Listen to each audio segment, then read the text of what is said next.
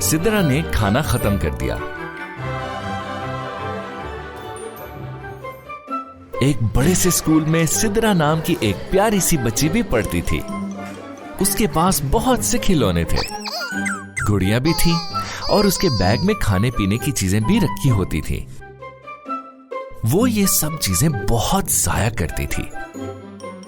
पानी पीना होता तो ग्लास पूरा भर के आधा पीती और आधा फेंक देती थी। पापा केक ला कर देते तो वो आधा खाती और आधा गिरा देती थी। मम्मी से कहती बहुत सारा खाना डाल कर दे, लेकिन कभी पूरा खत्म नहीं करती थी। एक रात जब सिद्रा ने सोने के लिए आंखें बंद की तो थोड़ी देर के बाद उसे प्यास लगी। सिद्रा उठकर बाहर गई और कूलर के पास पहुंची तो उसने देखा कि कूलर तो बिल्कुल खाली है। ओह, अब क्या होगा? फिर सिद्रा ने फ्रिज खोला, लेकिन वहां तो पानी की सारी बोतलें खाली थी। जूस का डब्बा देखा तो उसमें भी कुछ नहीं था। अब तो सिद्रा बहुत परेशान हुई। उसने सोचा, चलो कोई बात नहीं, इतनी प्यास लगी है तो किचन के नल से पानी पी लेती हूं। लेकिन जब किचन का नल खोला तो उसमें भी पानी नहीं आ रहा था। अब तो सिद्रा को प्यास के साथ भूख भी लगना शुरू हो गई।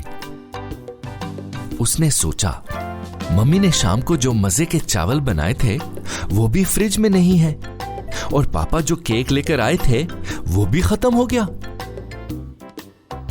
सिद्रा सोचने लगी, अब क्या करूं? पानी बिल्कुल खत्म हो गया है, अब मैं कैसे नहाऊंगी? मेरे पास से बदबू आएगी तो कोई भी मेरे पास नहीं आएगा। खाना नहीं खाऊंगी तो स्कूल कैसे जाऊंगी? ये सोचकर सिद्रा रोने लगी। इतने में उसे घर के बाहर से लोगों की आवाजें आने लगी। सिद्रा, तुम पानी जाया करती थी, इसीलिए सब जगह से पानी खत्म हो गया। तुम प्लेट में बहुत सारा खाना डालकर पूरा खत्म नहीं करती थी, इसीलिए अब हमारे पास खाना भी नहीं है। ये बातें सुनकर सिद्रा को और भी रोना आ गया और कहने लगी, ये मैंने क्या कर दिया? मुझे ऐसा नहीं करना चाहिए था। पानी भी गिरा देती थी, खाना भी जाया कर देती थी, अब मैं क्या करूं? फिर एकदम मम्मी की आवाज आई, सिद्रा बेटा, क्या हुआ? तुम नींद में रो क्यों रही हो? और सिद्रा अपने बिस्तर पर उठकर बैठ गई। ओहो, मैं तो ख्वाब देख रही थी। शुक्र है ये सब ख्वाब था। सिद्रा ने मम्मी को अपना सारा ख्वाब सुनाया और उनसे वादा किया कि अब वो खाने पीने की कोई भी चीज जाया नहीं करेगी।